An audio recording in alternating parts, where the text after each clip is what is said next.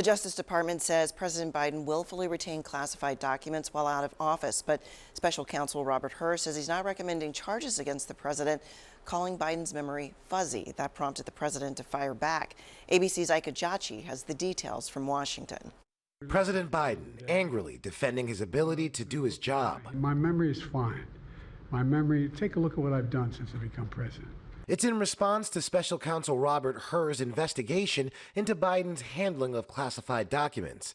In the 345-page report issued Thursday, Hur, who was appointed by former President Donald Trump, wrote that his assessment of Biden's mental acuity and power of recall was hazy, fuzzy, faulty, and having significant limitations. The report suggests that Biden did not willfully retain the documents and that they could have been brought to the locations by mistake. Hur adding the evidence does not establish Mr. Biden's guilt beyond a reasonable doubt.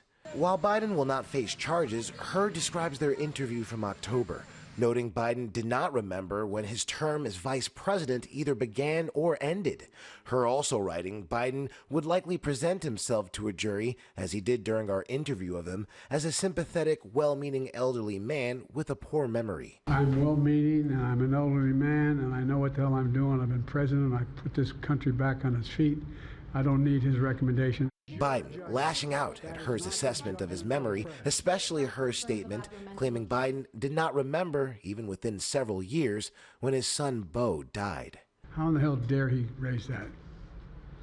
Frankly, when I was asked the question, I thought to myself, it wasn't any of their damn business. The report quickly came under fire from former President Trump, calling it selective prosecution, since he faces criminal charges over his mishandling of classified documents at Mar-a-Lago.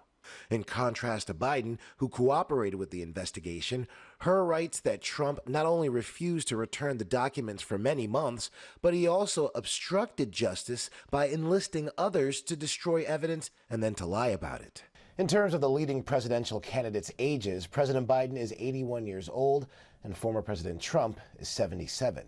Ika Jachi, ABC News, Washington.